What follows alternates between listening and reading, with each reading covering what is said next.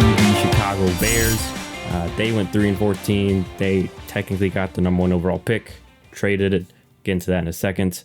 But in regards to losses, only real notable loss is running back David Montgomery. And then additions-wise, they did bring in Deonta Foreman at running back as well, and then traded for wide receiver DJ Moore in the offseason. That was part of that. He was part of the package they got for trading out of the number 1 overall pick, and then grabbed a couple of tight ends in Robert Tonyan and Mercedes Lewis, former Packers. So that's interesting. And then defensive end Yannick Ngakoue also added to that defense. And then draft-wise, they had that first-round pick that they traded back from number 1 overall, and they ended up getting offensive tackle Darnell Wright out of Tennessee. So building that offensive line for Fields. No second-round pick. They traded that for Chase Claypool. And then third round, later on, they grabbed defensive lineman Gravon Dexter out of Florida. And just pulling up the full draft for them. Sorry, he was in the second round. Excuse me. They had another second round pick, and then also grabbed cornerback Tyreek Stevenson from Miami later in the second round, and then did grab Zach Pickens, defensive tackle, in the third round. But I wanted to note running back Roschon Johnson out of Texas in the fourth round, who they grabbed. He could be a guy, to help kind of be the sledgehammer to Fields. Nonetheless, John, what are your thoughts on Justin Fields and the Chicago Bears heading into 2023 season?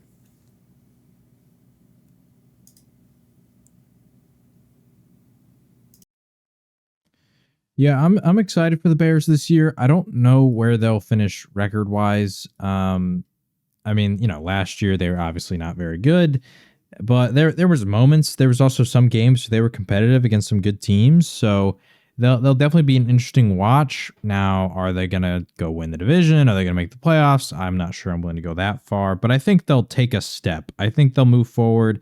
It could be somewhat similar to the Jaguars last year, outside of maybe the fact that the Jaguars had like a very weak division and were able to win. You never know. Like that could, I guess, happen in this division. I don't think it will, making the playoffs with 9 wins, but I don't know. I could see the Bears taking a step towards 500 and even maybe doing better than that, depending on how things go. I think the big test is going to be the offensive line.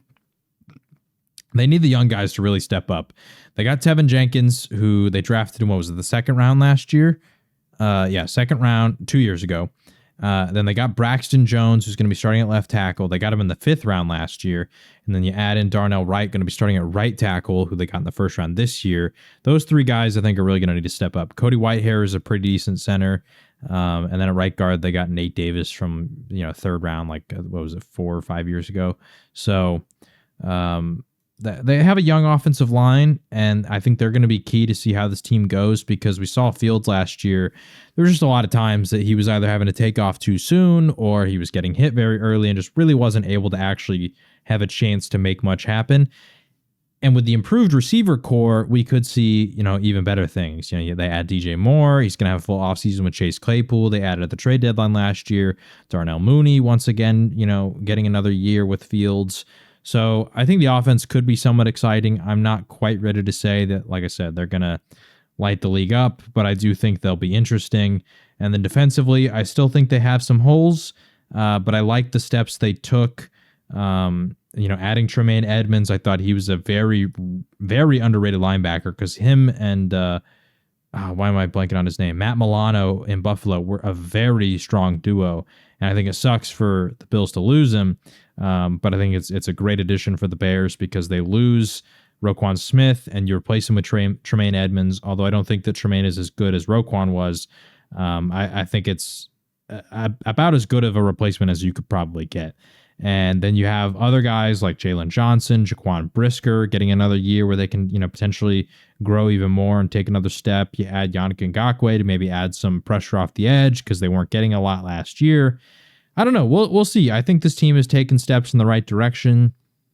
Like I said, I don't know how much that will actually improve them in terms of wins, but I think they're certainly taking the right step.